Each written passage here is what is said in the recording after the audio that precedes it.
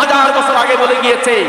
এই যুদ্ধ শুরু হয়েছে আবরার ফাহাদের শাহাদাতের মাধ্যমে, এই যুদ্ধ শুরু হয়েছে আবু সাঈদের শাহাদাতের মাধ্যমে, এই যুদ্ধ চলমান আছে হাদির শাহাদাতের মাধ্যমে। একজন দুইজন নয়, একে একে হাদির পথ ধরে সবাই আমরা চলে যাব। যতদিন না এই জমিনের মধ্যে শরিয়া প্রতিষ্ঠিত হয়, আমাদের রক্ত এই জমিনের মধ্যে পড়তেই থাকবে, বন্ধ হবে না। তোমরা এক একজন এক এক এজেন্ডা নিয়ে আসো, আমাদের এজেন্ডা একটা, ইসলাম। আমাদের এজেন্ডা একটা। তোমরা কেউ মুক্তিযুদ্ধের চেতনার কথা বলেছো, তোমরা কেউ মুজিবের চেতনার কথা বলেছো। আমি বলে দিলাম মুজিব শেষ হয়ে গেছে, আর কোনোদিন ফিরে আসবে না। আল্লাহ রাসূল বলেছিলেন ওয়াযহাবা কায়সার ফালা কায়সার বাদাহু, যাহাবাত কিসরা ফালা কিসরা বাদাহু। আল্লাহর রাসূল বলেছেন পারস্যের ক্ষমতাসীনদেরকে কিসরা বলা হতো, রোমের সম্রাট। ये बात आया है दुनिया पर, हम फूल भी है तलवार भी है, इज्जत से जिए तो जी लेंगे या जाम शहादत भी लेंगे, इज्जत से जिए तो जी लेंगे या जाम शहादत भी लेंगे। अल्हम्दुलिल्लाह सुम्मा अल्हम्दुलिल्लाह।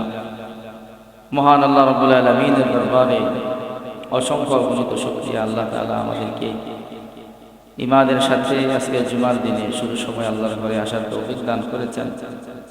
অন্তরের গভীর থেকে শুকরিয়া আদায় করে বলি আলহামদুলিল্লাহ। আমরা যারা একটু দেশের খোঁজ খবর রাখি, আমরা জানি যে আমাদের একজন প্রিয় ভাই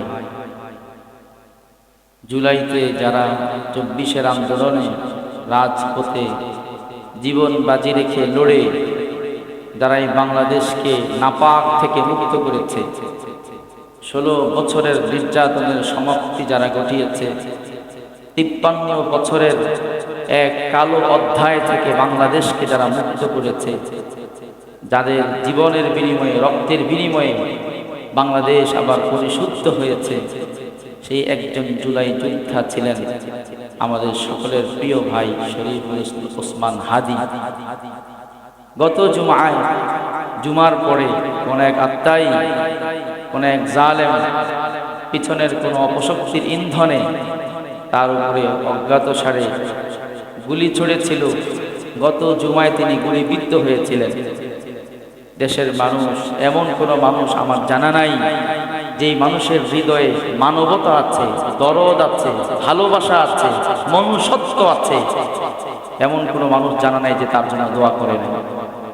বাংলাদেশের 20 কোটি মানুষের 40 কোটি হাত আল্লাহ তাআলার দিকে সম্প্রসারিত হয়েছিল একজন শরীফের, একজন ওসমান হাদির জীবনের ভিক্ষাতে। মা বোনরা তার জন্য দোয়া করেছিল, দোয়া করেছে, অনেক প্রসেসিং, অনেক চেষ্টা মেহনত হয়েছে। গত শুক্রবারে আহত হয়েছে, আর এই শুক্রবারে এসে আরবিতে রাত আগে আসে, তাদের হিসাবে রাত আগে আসে। এই শুক্রবার রাতে সে আল্লাহ তাআলার ডাকে সাড়া দিয়ে জান্নাতের মেহমান হয়ে গেছে। হাদিসে পাকের মধ্যে শুক্রবারে যারা মারা যায় তাদের জন্য সুসংবাদ আসছে। ঈমানের সাথে যারা শুক্রবারে দুনিয়া থেকে বিদায় হয়, আল্লাহ রাসূল বলেছেন মা মিন মুসলিমিন ইয়ামুতু ইয়াউমাল জুমআতি আও লাইলাতাল জুমআ, কোন মুমিন যদি জুমার দিনে অথবা জুমার রাতে মারা যায়, কত সৌভাগ্যবান আমাদের হাদি ভাই আহত হয়েছিলেন শুক্রবার জুমার দিনে, দিনের বেলায় আহত হয়েছিলেন। আল্লাহ রাসূল বলেন কোন মুসলমান যদি জুমার দিনে মারা যায় অথবা জুমার রাতে মারা যায়, আহত হয়েছিলেন গত জুমায় দিনের বেলা আহত হয়েছিলেন, আর এই জুমায় এসে রাতের বেলা আল্লাহর ডাকে সাড়া দিয়ে চলে গেলেন। আল্লাহ রাসূল বললেন দিনের বেলা অথবা রাতের বেলা জুমার দিনে যদি কোনো মুসলমান মারা যায়, ইল্লা ওয়াকাহুল্লাহু ফিতনাতাল কবর, আল্লাহ তাআলা কিয়ামত পর্যন্ত তার কবরের আযাবকে maaf করে দেয়। দুনিয়া থেকে এই বড় সুসংবাদ নিয়ে হাদি চলে গেছে। একটা তো হলো জুমার দিনে মৃত্যুবরণ করার ফজিলত পেয়েছে, কিন্তু শুধু এটা নয়, তার জন্য হাদি শাহাদাত বরণ করে শহীদের সার্টিফিকেট নিয়ে দুনিয়া থেকে গিয়েছে, ঠিক কিনা? হাদি শহীদ হয়েছে। হাদি এবং হাদির মতো সন্তান যারা, এরা শাহাদাতের নেশায় সব সময় জীবনকে শাহাদাতের সামনে তুলে ধরেছে। সব সময় তারা চেয়েছে যে এই জীবন একটাই, এই একটা জীবনকে শিয়ালের মতো বাঁচিয়ে না রেখে, এই একটা জীবনকে চোরের জীবন না বানিয়ে, একটা জীবনকে ছিনতাইকারী আর ডাকাতের জীবন না বানিয়ে ইনসাফের পথে লড়তে লড়তে শাহাদাত নিয়ে আল্লাহর কাছে যাইতে পারি, সারাটা জীবন সেই তামান্না হাদি লালন করেছে। আল্লাহ তাআলা তার সেই তামান্না বাস্তবায়ন করে দুনিয়া থেকে তাকে নিয়েছে। এরকম আমরাও চাই আল্লাহ তাআলা আমাদের এই জীবনটাকে কবুল করুন। হাদি ঈর্ষান্বিত, হাদির ইন্তেকালের উপরে হাদির হারানোর কিছু থাকবে, এদিন দুনিয়া থেকে বিদায় হবে আল্লাহ তাআলার সন্তুষ্টি নিয়ে, শাহাদাত নিয়ে বিদায় হবে। আল্লাহ রাসূল সাল্লাল্লাহু আলাইহি ওয়াসাল্লাম একজন কত বড় মানুষ ছিলেন বলেন। আল্লাহ রাসূলের ইন্তেকাল শহীদ অবস্থায় হোক আর শহীদ ছাড়া হোক, জান্নাতি কিনা বলেন? আল্লাহ রাসূল যদি শহীদ নাও হন, কনফার্ম জান্নাতি না? কোনো সন্দেহ আছে? কিন্তু নবী মুহাম্মদ আরবি সাল্লাল্লাহু আলাইহি ওয়াসাল্লাম শাহাদাতের তামান্না লালন করতেন, শাহাদাতের ইস্তিহা লালন করতেন। আমার আর আপনার নবী মুহাম্মদ আরবি সাল্লাল্লাহু আলাইহি ওয়াসাল্লাম নবী তো নবী ছিলেন। জান্নাত আল্লাহ তাআলা যাদের জন্য তৈরি করে রেখেছেন, এই লোকগুলোর চারটা ভাগ আছে, চারটা প্রকার আছে। আল্লাহ তাআলা কোরআনের মধ্যে বলেছেন, উলাইকা মা'আল্লাযীনা আন'আমাল্লাহু আলাইহিম মিনান নাবিয়্যিনা ওয়াস-সিদ্দীকিনা ওয়াশ-শুহাদা'i ওয়াস-সালিহিন। আল্লাহ বলেন, আমি জান্নাতের নিয়ামত যাদেরকে দান করব তাদের চারটা প্রকার। এক নাম্বার প্রকার হলো নবী, মিনান নাবিয়্যিনা, এক নাম্বার প্রকার হলো নবী। দুই নাম্বার প্রকার হলো ওয়াস-সিদ্দীকিনা, দুই নাম্বার জান্নাতি হলো সিদ্দীকিনরা। ওয়াশ-শুহাদা, তিন নাম্বার জান্নাতি হলো যারা শহীদ। চার নাম্বার হলো ওয়াস-সালিহিন এবং নেককার বান্দা। আল্লাহ জান্নাতীদের চারটা ভাগে ভাগ করলেন। এক নাম্বার হলো নবী, আর আমার আর আপনার নবী উনি হলেন সব নবীদের নবী, সব নবীদের সর্দার। সব নবীদের সর্দার হওয়ার পরেও জান্নাতের চার প্রকারের এক নাম্বার প্রকারে থাকা সত্ত্বেও সেই নবী সারাটা জীবন শাহাদাতের তামান্না অন্তরের মধ্যে লালন করেছেন। এক হাদিসের মধ্যে পাওয়া যায়, মুসলিম শরীফের 1876 নম্বর হাদিস, আল্লাহর রাসূল সাল্লাল্লাহু আলাইহি ওয়াসাল্লাম বলেন, ওয়াল্লাযী নাফসি বিয়াদিহি লাউলা আন আশqa আলাল মুসলিমিনা, আমার জান, আমি মুহাম্মদের জীবন যেই আল্লাহর হাতে, ওই আল্লাহর শপথ করে বললাম, মুসলমানদের যতগুলো অভিযান জিহাদের ময়দানে বের হয়ে যায়, আল্লাহর রাসূলের জীবদ্দশায় 127টা যুদ্ধ হয়েছিল। এর মধ্যে 27টা যুদ্ধে নবী মুহাম্মদ স্বয়ং অংশগ্রহণ করেছেন। কয়টা যুদ্ধে? 27টা যুদ্ধে অংশগ্রহণ করেছেন। আর 100টা ছোট ছোট অভিযান ছিল। ওই অভিযানগুলোর মধ্যে নবীজি যাইতে পারে নাই।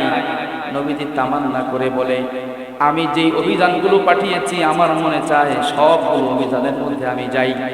127টার সবগুলোর মধ্যে আমি যাই, কিন্তু সব অভিযানে যদি আমি বের হয়ে যাই, মদিনার মধ্যে যত মানুষ আছে সবাই তো আমার সাথে বের হয়ে যাবে। সবাই যদি বের হয়ে যায়, সবাই যাওয়ার মতো উট তো নাই, সবাই যাওয়ার মতো গাড়ি নাই, সবাই যাওয়ার মতো ঘোড়ার ব্যবস্থা নাই।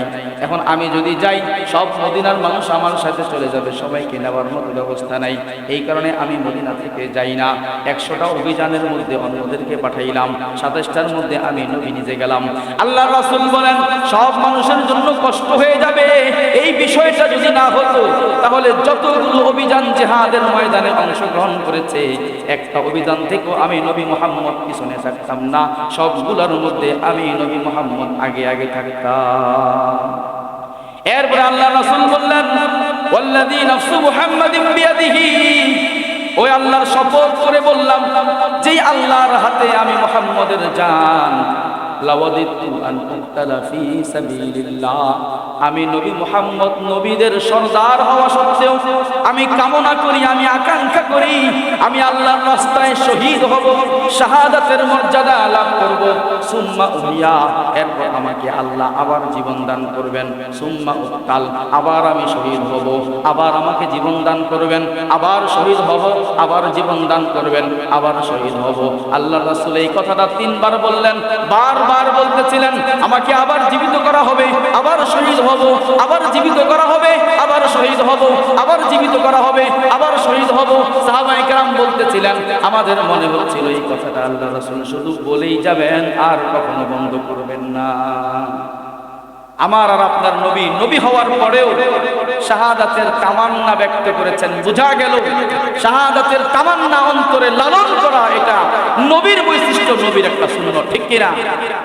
শাহাদাতের তামান্না আছে আপনাদের দিলের মধ্যে?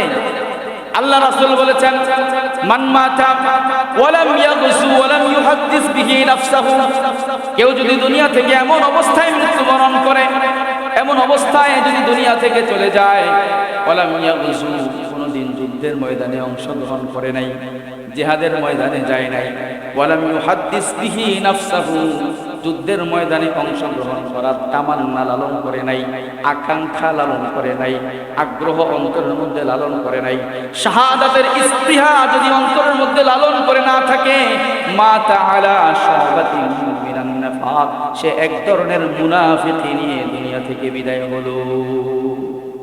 শাহাদাতের তামান্না অন্তরের মধ্যে না থাকলে যদি এই অবস্থায় মারা যায়, সে মুনাফিক হয়ে মৃত্যুবরণ করে। মুনাফিক হয়ে মরতে চান আপনারা? এই মুসলমান, শাহাদাতের তামান্না লালন করেন। আরে শাহাদাত তো এমন জিনিস, এটার তামান্না কোনো মুমিন না রেখে থাকতে পারে না। আল্লাহ রাসূলের প্রায় 2.5 লক্ষ সাহাবী ছিলেন, একজন সাহাবী এমন পাওয়া যাবে না যে সাহাবী আল্লাহর কাছে শাহাদাতের জন্য কান্না করে নাই, শাহাদাতের তামান্না করে নাই। সাইয়েদনা ওমর ফারুক রাদিয়াল্লাহু তাআলা 10 জন জান্নাতের সুসংবাদ প্রাপ্ত সাহাবীদের একজন, 2 নাম্বার জন। আল্লাহ রাসূল মেরাজের সফর থেকে আসার পরে বললেন, আমি জান্নাতের 8টা জান্নাত ঘুরে ঘুরে দেখে এসেছি, এর মধ্যে আমি স্পেশাল একটা ভবন দেখে এসেছি। সেই ভবনটা পুরোটা স্বর্ণ দিয়ে মোড়ানো, স্বর্ণের কারুকার্য খচিত একটা ভবন। ভবনের সামনে দিয়ে যখন যাচ্ছিলাম, ওই বিল্ডিং এর দরজার উপরে নজর করতে আমার নজরটা আটকে যায়, দৃষ্টিটা ওখানে আটকে যায়, এত সুন্দর করে বানানো। আমি ওই ভবনের মধ্যে যখন ঢুকতে যাচ্ছিলাম, ভিতর থেকে ওই ভবনের ভিতরে নারীদের আওয়াজ শোনা যায়, হুরে আইনদের আওয়াজ শোনা যায়। আমি জিজ্ঞাসা করলাম, এত চমৎকার ভবন, জান্নাতের মধ্যে কত বিল্ডিং দেখলাম, এত চমৎকার বিল্ডিং তো দেখি নাই। জিজ্ঞাসা করলাম, এই ভবনটা কার? বলে এটা হলো ওমরের ভবন। সুবহানাল্লাহ। কার ভবন? ওমরের ভবন। আল্লাহ রাসূল বলে, যখন শুনলাম ওমরের ভবন, আর ভিতরে ঢুকি নাই, দরজা থেকে বের হয়ে চলে আসছি। আল্লাহ রাসূল যখন এই কথা বললেন, ওমর বললেন, ইয়া রাসূলুল্লাহ, কেন আপনি ভিতরে ঢুকলেন না? আমার ভবনটা একটু ঘুরে দেখে আসতেন। আল্লাহ রাসূল বলেন, ওমর, তোমার যে গায়রত, তোমার যে আত্মমর্যাদা বোধ, এই আত্মমর্যাদা বোধের কথা স্মরণ হওয়ার কারণে এই ভবনে ঢুকি নাই। যে আমার স্ত্রীরা ওখানে আছে, আপনি ওখানে কেন গেলেন? তোমার গায়রতের কথা স্মরণ হয়েছে, এই কারণে এই ভবনে যাই নাই। যেই ওমরকে আল্লাহর রাসূল 2 নাম্বার জান্নাতি ঘোষণা দিলেন, যেই ওমরের বিল্ডিং আল্লাহ রাসূল সচক্ষে দেখে আসলেন, ওই ওমর মদিনার মধ্যে আল্লাহর কাছে কাঁদে, আয় আল্লাহ, আপনি আমাকে মদিনার মধ্যে মৃত্যু দান করেন আর আমাকে শাহাদাতে কামেলা দান করেন।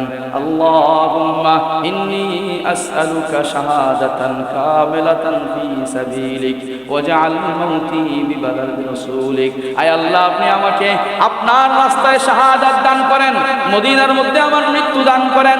ওমর রাদিয়াল্লাহু তাআলা আনহুর মেয়ে হাফসা রাদিয়াল্লাহু তাআলা আনহা আব্বাকে বলে, আব্বা, মদিনার মধ্যে তো এখন কোনো যুদ্ধ নাই, মদিনার মধ্যে পৃথিবীর সবচেয়ে শান্তির শহর, এখানে কোনো কাফের আর হামলা করতে আসবে না, কোনো কাফের আর কলিজার পাঠা এত মজবুত না, মদিনার মধ্যে তো আর কোনোদিন যুদ্ধ হবে না।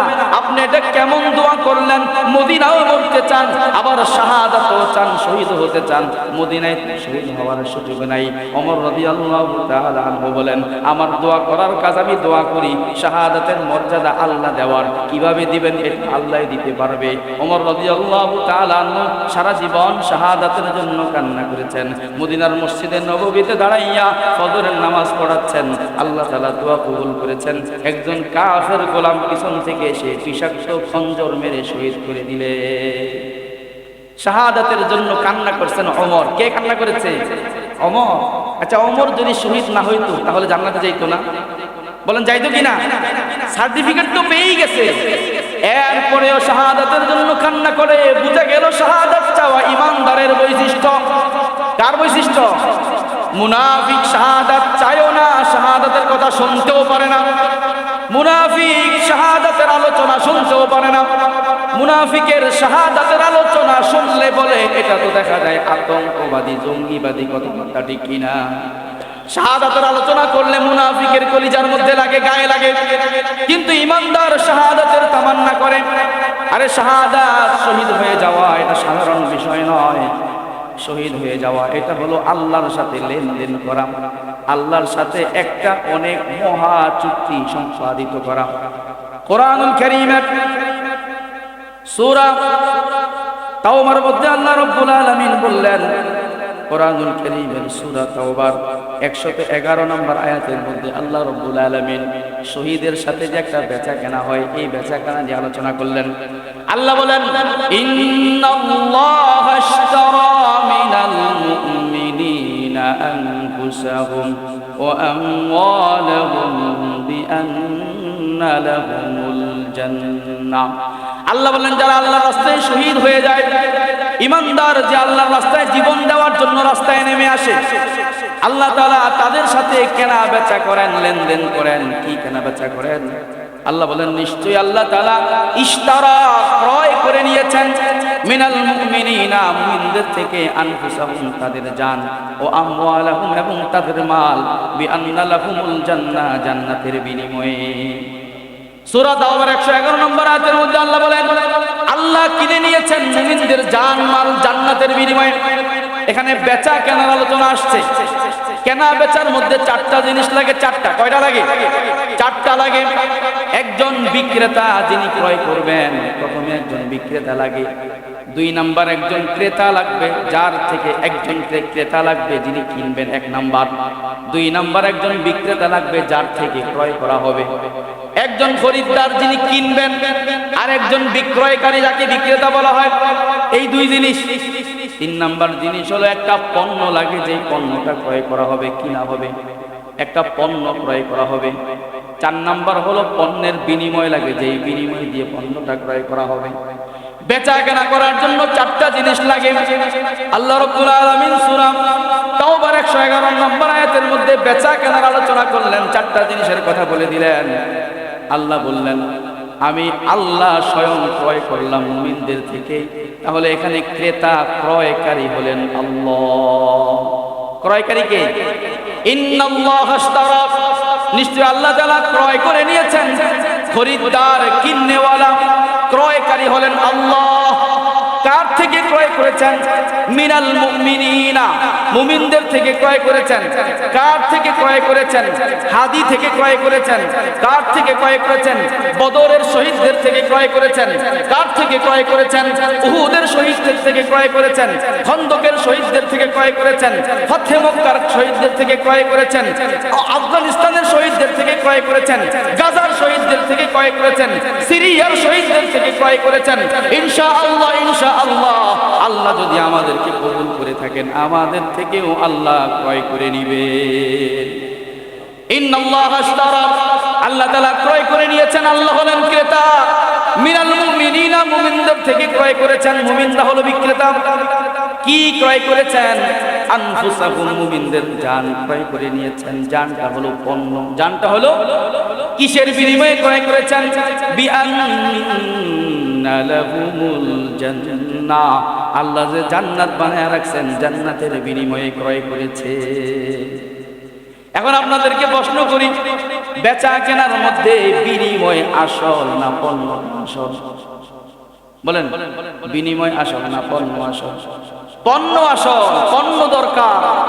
আমি পণ্য ক্রয় করার জন্য আমার কাপড় দরকার, আমার জুতা দরকার, আমার ফ্রিজ দরকার, আমার এসি দরকার, আমার দামি দামি পণ্য দরকার। পণ্যটা হলো মূল উদ্দেশ্য। পণ্যটাকে কেন্দ্র করে ব্যবসা বাণিজ্য হয়। পণ্যটা হলো মূল উদ্দেশ্য।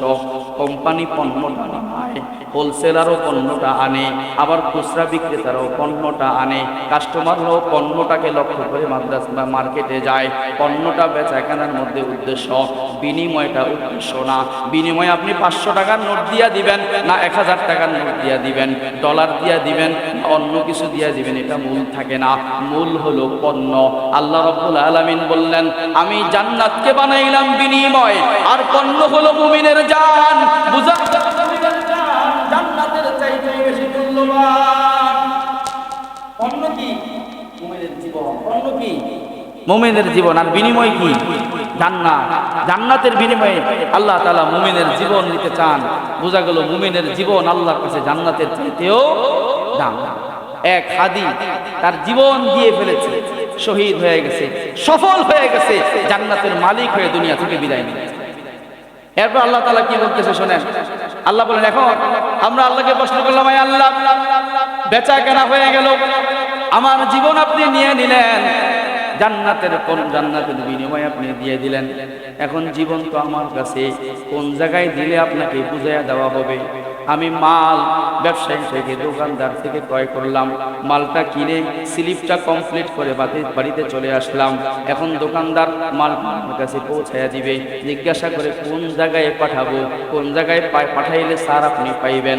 আল্লাহকে বললাম, আয় আল্লাহ, আমার জান আপনি ক্রয় করে নিলেন, বিনিময়ে আপনার জান্নাত আমার নামে লিখে দিলেন। আয় আল্লাহ, এখন এই জানটা আপনার হয়ে গেছে, এই জানটা আমি কোন জায়গায় দেব, কোন জায়গায় পাঠাইলে আমার জানটা আপনি পাবেন? আল্লাহ তাআলা বললেন, ও বান্দা, তোমার জান এখন তোমার কাছে আমানত, জানটা যদি অমুক জায়গায় দাও আমি আল্লাহ পেয়ে যাব। সেই জায়গাটা আল্লাহ বলে দিলেন, ইউকাতিলুনা ফি সাবিলিল্লাহ, তুমি তোমার জীবন দ্বারা আমি আল্লাহর রাস্তায় কিতাল করবা, যুদ্ধ করবা, সংগ্রাম করবা। কার বিরুদ্ধে সংগ্রাম হবে? জালেমের বিরুদ্ধে সংগ্রাম হবে, চোরদের বিরুদ্ধে সংগ্রাম হবে, এই দেশের বিরুদ্ধে ষড়যন্ত্র যারা করতেছে তাদের বিরুদ্ধে সংগ্রাম হবে, ভারতীয় আধিপত্যবাদের বিরুদ্ধে সংগ্রাম হবে, সাম্রাজ্যবাদীদের বিরুদ্ধে সংগ্রাম হবে, গজওয়ে হিন্দের অপশক্তিদের বিরুদ্ধে সংগ্রাম হবে। এই সংগ্রামে যারা জীবন দিবে, আল্লাহ বলেন এই জীবন যেখানে খরচ হবে ওখান থেকে আমি আল্লাহ আমার পণ্যটা বুঝে নেব, ওখান থেকে আমি আমার পণ্যটা বুঝে নেব।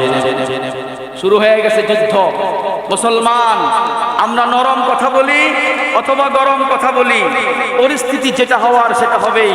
এই যুদ্ধ আর কোনোদিন থামবে? কোথায় গিয়ে থামবে এই যুদ্ধ? এই যুদ্ধ থামবে ইনশাআল্লাহ এই পুরো হিন্দুস্তান সহ বাংলাদেশ, ভারত, নেপাল, মায়ানমার সহ পুরো দক্ষিণ এশিয়ার মধ্যে যতদিন ইসলামী শরিয়া, ইসলামী খেলাফত পূর্ণাঙ্গ প্রতিষ্ঠিত না হবে, এই চলমান যুদ্ধ কোনোদিন বন্ধ হবে না।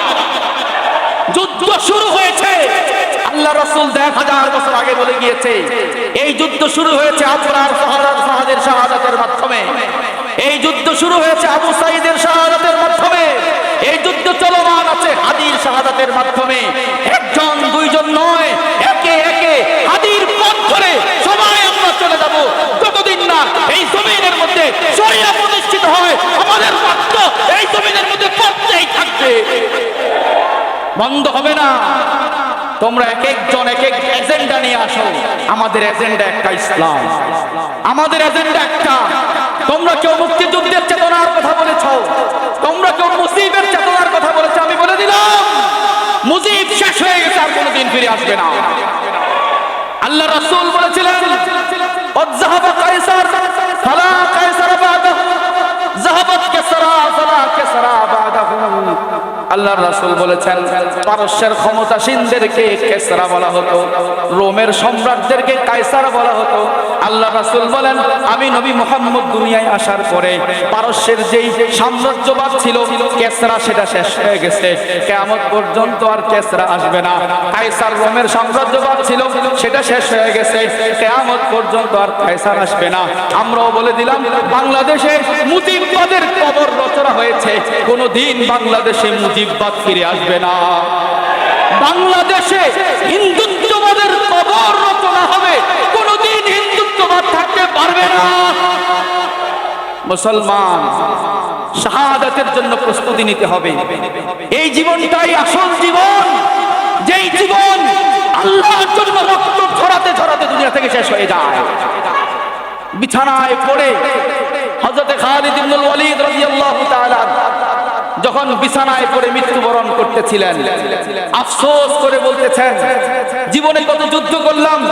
খালিদ ইবনুল ওয়ালিদ রাদিয়াল্লাহু তাআলা যুদ্ধের ময়দানে যাইতেন কিন্তু যুদ্ধের পোশাক পরতেন না, লৌহ বর্ম লাগাইতেন না। ওনাকে জিজ্ঞাসা করা হলো আপনি সেলফ প্রোটেক্ট গ্রহণ করেন না কেন, নিজেকে সুরক্ষিত রাখার বস্ত্র পরিধান কেন করেন না, যুদ্ধের পোশাক সামরিক পোশাক কেন লাগান না?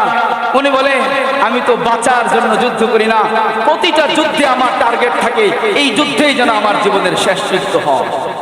প্রতিটা যুদ্ধে আমার তামান্না থাকে এখানেই যেন আমি শহীদ হয়ে আমার রবের কাছে যেতে চাই। আরে যুদ্ধে লৌহবর মতো সে লাগায় যে বাঁচতে চায়, দুনিয়াতে আরো কিছুদিন থাকতে চায়। আমি তো দুনিয়াতে থাকতে চাই না, শাহাদাতের জন্য ছুটতে থাকি। এই কারণে যুদ্ধের ময়দানে লৌহবর্ম কোনোদিন পড়েন নাই। যখন উনি বিছানায় পড়ে মৃত্যুবরণ করতেছেন, আল্লাহর রাস্তার একটা যুদ্ধে উনি পিছনে থাকেন নাই, কিন্তু মৌতের সময় আল্লাহ ওনার শাহাদাত কবুল করে নাই। মৌতের সময় উনি যখন স্বাভাবিক মৃত্যুবরণ করতেছে, উনি আফসোস করে বলতেছেন হায় আফসোস আমার জীবনের জন্য, শাহাদাতকে এত ময়দানে তালাশ করলাম কিন্তু পাইলাম না, আজকে আমি গাধার মতো বিছানায় মারা যাচ্ছে। নিজের ব্যাপারে বলতেছেন যেই লোক সারাটা জীবন শাহাদাত তালাশ করেছে। তখন ওনার স্ত্রী ওনাকে অনেক কান্না করতেছেন যে আমি শহীদ হতে পারলাম না। ওনার স্ত্রী ওনাকে সান্ত্বনা দিয়ে বললেন আপনি শহীদ তো হবেন না, শহীদ আপনি হতে পারেন না, আর একটা ভিন্ন কারণ আছে। কারণ আল্লাহর রাসূল আপনাকে বলেছেন সাইফুম মিন সুয়ুফিল্লাহ, আপনি হলেন আল্লাহর জমিনে আল্লাহর একটা তলোয়ার। আল্লাহ রাসূল আপনাকে আল্লাহর তলোয়ার বলেছেন। কোন জালেমের তলোয়ার যদি আপনার উপরে আঘাত করতে সক্ষম হতো, আপনাকে যদি শহীদ বানাইতে সক্ষম হতো, অর্থ দাঁড়াইতো এমন আল্লাহর তলোয়ারটা কেউ ভেঙে ফেলতে পেরেছে। আল্লাহর রাসূল যখন আপনাকে আল্লাহর তলোয়ার ভেঙেছে, দুনিয়াতে এমন আর কোন তলোয়ার নাই যেই তলোয়ার আল্লাহর তলোয়ারটাকে ভেঙে পারে। আল্লাহ আল্লাহর তলোয়ারের ইজ্জত রক্ষা করার জন্য আপনাকে শহীদ হতে দেয় নাই। এই কথা বলার পরে উনি সান্ত্বনা পাইলেন। এই গানে মুসলমান শাহাদাতের তামান্না আব্দুল্লাহ ইবনে রাওয়াহা রাদিয়াল্লাহু তাআলা আনহু, আল্লাহর রাসূল মুতার যুদ্ধে একটা অভিযান পাঠাবেন। এর মধ্যে একজন একজন করে তিনজন সাহাবীর নাম বলে দিলেন। আল্লাহ রাসূল বললেন তিনজন সেনাপতির নাম ঘোষণা করলাম। প্রথম সেনাপতি যায়েদ ইবনে হারেসা। যায়েদ ইবনে হারেসা যদি শহীদ হয়ে যায়, দুই নম্বরে সেনাপতি হবে জাফর ইবনে আবি তালেব। জাফর ইবনে আবি তালেব যদি শহীদ হয়ে যায়, তিন নম্বর সেনাপতি হবে আব্দুল্লাহ ইবনে রাওয়াহা। আব্দুল্লাহ ইবনে রাওয়াহা যদি শহীদ হয়ে যায়, চার নম্বরে তোমরা একজন সেনাপতি ঠিক করে নিও। আল্লাহ রাসূল তিনজনের নাম ঘোষণা করেছেন। তিনজনের নামের পরে বলছেন যদি শহীদ হয়ে যায়। আপনারা বলেন আল্লাহ রাসূলের জবান থেকে যেই শব্দ বের হয়েছে কখনো পরিবর্তন হবে? তিনজনের নাম নিয়ে যখন বললেন যদি শহীদ হয়ে যায়, যদি শহীদ হয়ে যায়, ইহুদিরা আব্দুল্লাহ ইবনে রাওয়াহার কাছে যায়। শুক্রবারে কাফেলা মদিনা থেকে মুতার উদ্দেশ্যে সিরিয়ার উদ্দেশ্যে বের হয়ে যাওয়ার কথা। ইহুদিদের একটা দল আব্দুল্লাহ ইবনে রাওয়াহার কাছে গিয়ে বলে আব্দুল্লাহ ইবনে রাওয়াহা বুঝোনি কি হইছে, কি হইছে? বলে আমরা শুনলাম মুহাম্মদ তোমাদেরকে মুতার দিকে পাঠাচ্ছে এবং সেখানে তিনজনের নাম নিয়ে বলেছে যদি শহীদ হয়ে যায়। ও আব্দুল্লাহ তোমরা তো মুহাম্মদকে কতটুকু চিনো জানি না, আমরা আমাদের কিতাবের মধ্যে পেয়েছি মুহাম্মদের জবান দিয়া যদি কিছু বের হয় সেটা অবশ্যই ঘটবে। মুহাম্মদ যেহেতু বলেছে যদি শহীদ হয়ে যায়, বোঝা গেল এই যুদ্ধে আর কেউ শহীদ হোক আর না হোক তোমরা তিনজন অবশ্যই শহীদ হয়ে যাবে, কোনো সন্দেহ নাই। সুতরাং যাওয়ার আগে একটু চিন্তা করে নিও, এই যুদ্ধে নির্ঘাত মারা পড়বা, এই যুদ্ধে নির্ঘাত মারা পড়বা। যারা মৃত্যুকে রাত দিন তালাশ করে তাকে কি মৃত্যুর ভয় দেখানো যায়? হাদিরা এমন ছিল, মৃত্যুকে দিন রাত তালাশ করেছে। এখনো পর্যন্ত এই বিকৃত সমাজ, এই নোংরা সমাজ, এই পরিবর্তিত সমাজের মধ্যে যেখানে চোর, ডাকাত, ছিনতাইকারী প্রত্যেক দলের মাথায় বসে আছে, সেখানেও আল্লাহর দ্বীনের জন্য, ইনসাফের জন্য জীবন কুরবানকারী অসংখ্য যুবক বেঁচে আছে, এখনো বেঁচে আছে। ইনশাআল্লাহ এই ইমানদার যুবকদের হাত ধরেই এই বাংলাদেশ ভারতের আধিপত্য থেকে মুক্ত হবে ইনশাআল্লাহ। আব্দুল্লাহ ইবনে রাওয়াহা বলে, ইহুদির বাচ্চা, তুই আমাকে শাহাদাতের ভয় দেখাস? ইহুদির বাচ্চা, তুই বলো যাওয়ার আগে চিন্তা করে নিও, এই যাওয়াটাই তোমার শেষ যাওয়া, বউ বলা দেখবা না। কারণ মুহাম্মদ যেহেতু বলেছে যদি শহীদ হয়ে যায়, এই কথা কোনোদিন পরিবর্তন হবে না, অবশ্যই শহীদ হয়ে যাবে। আব্দুল্লাহ ইবনে রাওয়াহা বলে, ইহুদির বাচ্চা, মওতের ভয় দেখাও। আরে আল মাউতু আহলা ইনদানা মিনাল আসাল, তোরা তোদের রাতের বেলা মদের টেবিলে বসে, শরাবের টেবিলে বসে যতটা মজা করে মদ পান করো, আমাদের কাছে শাহাদাতের মওতটা এর চাইতে 1000 কোটি গুণ বেশি প্রিয়। আমাদের কাছে মওতটা এত বেশি স্বাদের, যদি এই যুদ্ধে আমি কবুল হয়ে যাই তাহলে তো আমার আরো আগে আগে বের হয়ে যাওয়া দরকার। শাহাদাতের জন্যই তো আমরা জীবনটাকে পরিচালনা করি। এ মুসলমান, শাহাদাতের তামান্না লালন করা এটা ঈমানের জন্য জরুরি। যার অন্তরের মধ্যে শাহাদাতের স্পৃহা নাই, ওই অন্তরটা ঈমানদার হতে পারে না, ওই অন্তরটা মুনাফিকি অন্তর। এই কারণে সবার দিলের মধ্যে শাহাদাত থাকতে হবে, শাহাদাতের স্পৃহা থাকতে হবে। শহীদ হব কার জন্য? দলের জন্য? কি বলেন? আর কোন চেতনা নাই বাংলাদেশে। একজনে এক এক চেতনার কথা বলেছে। মুক্তিযুদ্ধের চেতনা, স্বাধীনতার চেতনা, মুজিববাদের চেতনা, ওই চেতনা, সেই চেতনা, সব চেতনার দিন শেষ। খেলাফতের চেতনার বাংলাদেশ। সামনে হবে ইসলামের চেতনা, শরিয়ার চেতনা, ইসলামী আইনের চেতনা, কোরআনের চেতনা, বদরের চেতনা, খেলাফতের চেতনা, নবী মুহাম্মদের চেতনা। অন্য কোন চেতনার আর সময় নাই। আমরা এক চেতনার উপরে আমাদের জীবনকে শেষ করে দিতে চাই। এই জমিনের মধ্যে খেলাফত প্রতিষ্ঠিত হবে ইনশাআল্লাহ, কোনো সন্দেহ নাই। 2 দিন আগে আর 2 দিন পরে সুসংবাদ শুনেন, সেই জমিনের মধ্যে শহীদের রক্ত পড়ে ওই জমিনটাকে আল্লাহ কোরআনের শাসনের জন্য কবুল করে নেয়। যেই জমিন শহীদের রক্ত, এটা হলো কোরআনী শাসনের বীজ, কোরআনী শাসনের বীজ। জমিন চাষ করার জন্য আগে জমিনটাকে উর্বর করতে হয়, জমিনের আগাছাগুলা সাফ করতে হয়। আলহামদুলিল্লাহ 24-এর আন্দোলনে বাংলাদেশের অসংখ্য জমিন থেকে অসংখ্য আগাছা পরিষ্কার হয়ে গেছে। আগাছাগুলো সব বিভিন্ন দেশে ছড়িয়ে গেছে। আগাছার একটা বড় অংশ ভারতে গিয়ে আশ্রয় নিয়েছে। আগাছা পরিষ্কার হয়েছে। এই জমিন এখন উর্বর জমিন। এই জমিনের মধ্যে 2টা জিনিস লাগবে। একটা হলো শহীদের কিছু রক্ত লাগবে, যেটা বীজ হিসাবে পড়বে। জমিন যখন আগাছা মুক্ত হয়, চাষের উপযুক্ত হয়, সেখানে বীজ ঢালার পরে এই বীজটা বেড়ে ওঠার জন্য কিছু সার দেওয়া লাগে। কি দেওয়া লাগে? সার দেওয়া লাগে। সার হয় বিষাক্ত। যেই সার যত বিষাক্ত, সেই সারের ফলন তত ভালো হয়। মুমিনের কিছু পবিত্র রক্ত লাগবে, বীজ হিসাবে পড়বে। এই বীজ পড়ছে 24-এর আন্দোলনে, বীজ পড়েছে সেই 13 সালের হেফাজতের আন্দোলনে, বীজ পড়েছে 2021-এর আন্দোলনে, বীজ পড়েছে, আরো বীজ পড়বে। পাশাপাশি কিছু বিষাক্ত নাস্তিকবাদ, মুরতাদ, ভারতের আধিপত্যের গোলাম, এরকম কিছু বিষাক্ত বীজের জন্য বিষাক্ত কিছু সার লাগবে। ওই সার যখন জমিনে পড়বে, সেখান থেকে ইসলামী শাসনের গাছ উৎপন্ন হবে, ইসলামী শাসনের ফল ধরবে ইনশাআল্লাহ। এই জমিন আল্লাহর, আগে আর পরে এই জমিনের মধ্যে ইসলাম কায়েম। হাদি বারবার বলেছে, আমার জীবনটাকে শেষ করে দেব, ইনসাফের জন্য শেষ করে দেব। আয় আল্লাহ, আমাদের এই জীবনটাকে আপনি কবুল করেন। সফল হয়ে গেছে তারা, আমি বারবার বলি, আল্লাহর জন্য জীবন দিয়ে যারা চলে গেছে তারা সফল। আমরা যারা রয়ে গেছি আমরাই বিপদে আছি। যদি আমরাও চলে যেতে পারি তাহলে আমরাও সফল হব। আল্লাহ তাআলা দেখেন কোরআনুল কারীমের মধ্যে স্পষ্ট করে আল্লাহ বলেছেন, ওয়ালা তাহসাবান্নাল্লাহু ফি সাবিলিল্লাহি আমওয়াতা।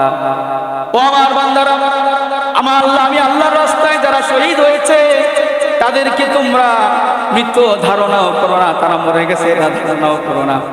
বাল আহইয়াউন ইনদা রাব্বিহিম ইউরযাকুন, বরং তাদের রবের কাছে সবাই জীবিত।